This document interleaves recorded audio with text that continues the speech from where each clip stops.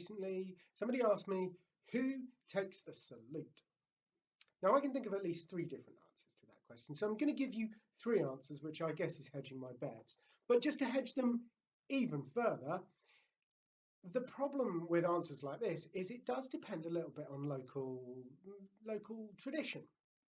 So first and foremost, before you go in saying this is the way that it is done, I would always check with people. So the person who sent me this question was fairly new in post.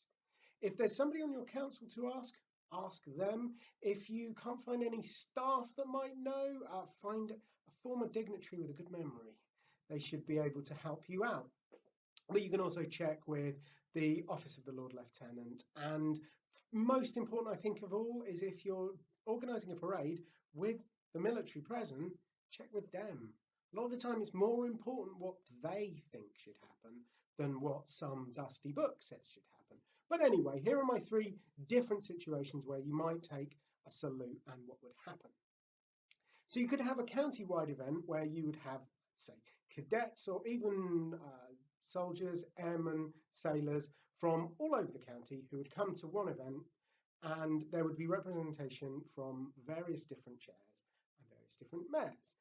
And in that situation, it would be impractical to have all of the mayors and chairs on the dais, so the salute would simply be taken by the Lord Lieutenant. So that's answer number 1. Answer number 2 is if you have something like a freedom parade where the military are exercising their freedom of the town, you would expect to see on the dais the mayor or the chair and the Lord Lieutenant. And then finally, if you're talking about Remembrance Sunday, what you'd expect to see on the dais there is a representative of the military, the relevant dignitary, so the mayor or chair, and then either the Lord Lieutenant or even a deputy lieutenant. So that's 3 completely different answers depending on the situation. And I guess I just got to stress the most important thing is to find out what goes on locally and do what people are expecting. That's probably more important than my opinion, certainly. I just wanted to add one more thing. What do you do when you're expected to take a salute? Now, the Lord Lieutenant, being a quasi-military role, will salute because they dress like a field marshal, so they're allowed to salute.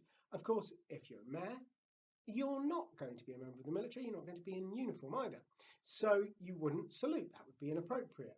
For men, you raise your hat, which is sometimes easier said than done, but that's the basic idea, that you raise your hat to acknowledge the salute.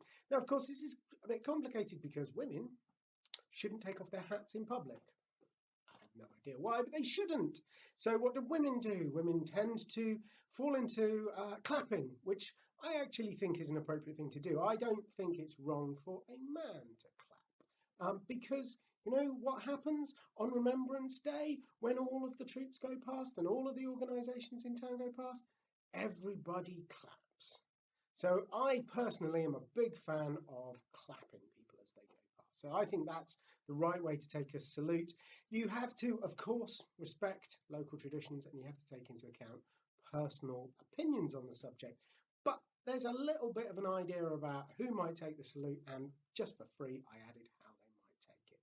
So if you've got a question that you'd like me to answer, please pop your details into the box up there and I will endeavour to answer it for you.